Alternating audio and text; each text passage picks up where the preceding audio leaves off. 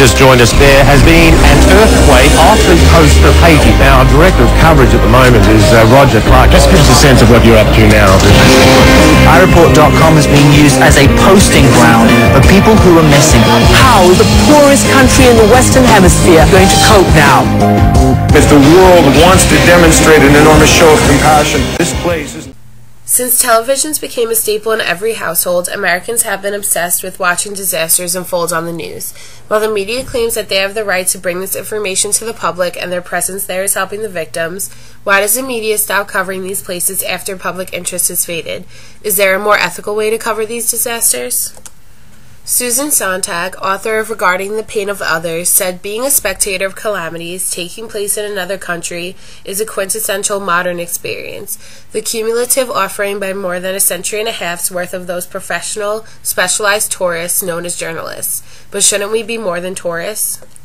Over the past decade, we have seen many disasters exploited on the news, such as 9/11, Haiti, Hurricane Katrina, and the tsunami, to name only a few.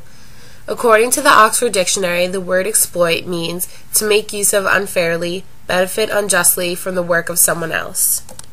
Based on the Society of Professional Journalists Code of Ethics, to avoid exploiting victims and victims' families, journalists should 1. Show compassion for those who may be affected adversely by news coverage. Use special sensitivity when dealing with children and inexperienced sources or subjects. 2. Be sensitive when seeking or using interviews or photographs of those affected by tragedy or grief. 3. Recognize that gathering and reporting information may cause harm or discomfort. Pursuit of the news is not a license for arrogance. 4. Show good taste. Avoid pandering to lurid curiosity. Using the standards set forth by the Journalism Code of Ethics, we believe that current coverage of disasters is exploitative. There is no healthy empathy for these countries, and there is no long-term commitment by the media to continue unbiased coverage of these areas, even after the immediate interest has faded. We came to this conclusion using the Bach model. This model was created by Cecilia Bach, who is a Swedish-born philosopher and ethicist who developed this model as a way to assist in reaching an ethical decision. The model consists of 3 steps, which are 1. Consult your conscience. How do I feel about the rightness of the proposed action? 2. Seek expert advice. Are there alternatives to the act creating ethical problems? Is there another way to achieve the same goal that will not raise ethical issues? 3. Conduct a discussion. Converse with the parties involved in the ethical dilemma. These parties include not only reporter and source, but readers, colleagues, employees, etc. The goal is to discover how my actions will affect others. We will use the coverage of the disaster in Haiti as an example of the disaster porn we as a society are becoming increasingly addicted to. First, when we consult our conscience, we think about the coverage of Haiti and other disasters and how they have been handled on the news.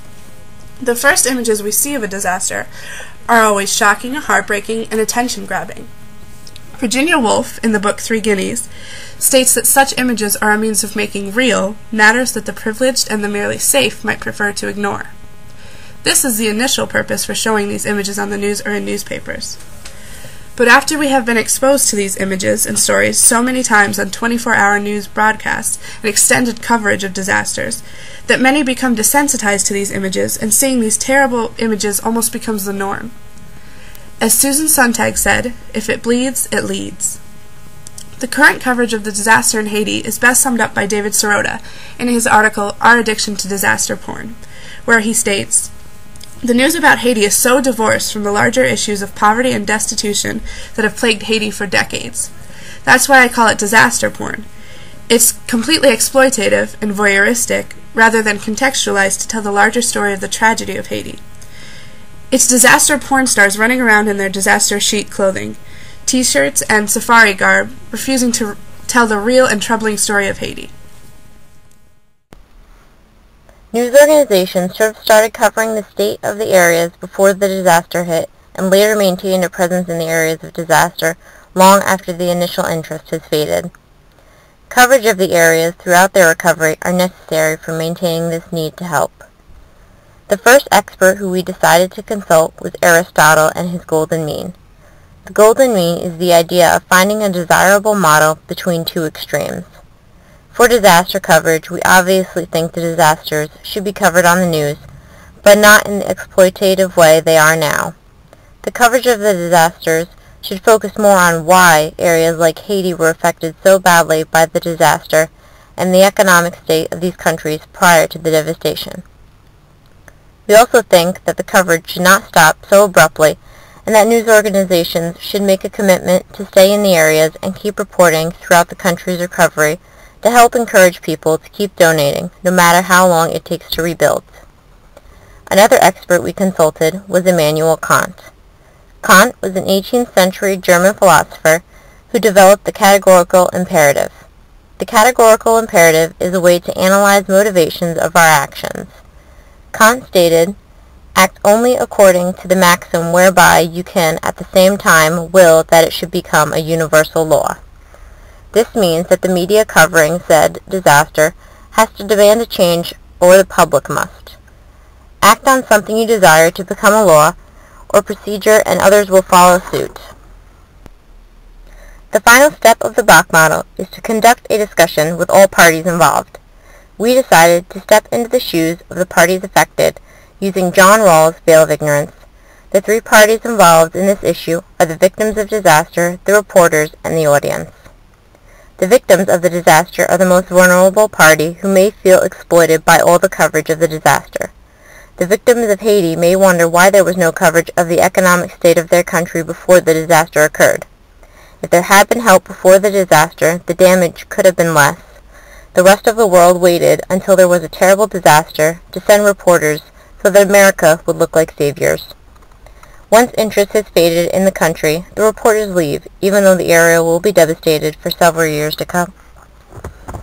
The media feel like they are obligated to bring this news to the public.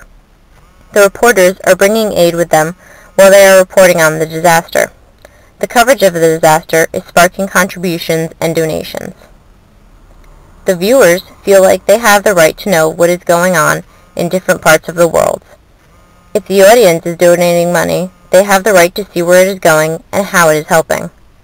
The audience may also have a morbid curiosity to see what is happening in these devastated areas. In conclusion, we came to a solution using the Bach model that we feel will be less exploitive for the victims and more ethical for the journalists. News should focus more on the state of the affected areas like Haiti before the disasters occurred. Focusing on the history of the area will put into context why the disaster affected the areas so badly. Pictures of victims should not be printed out of context.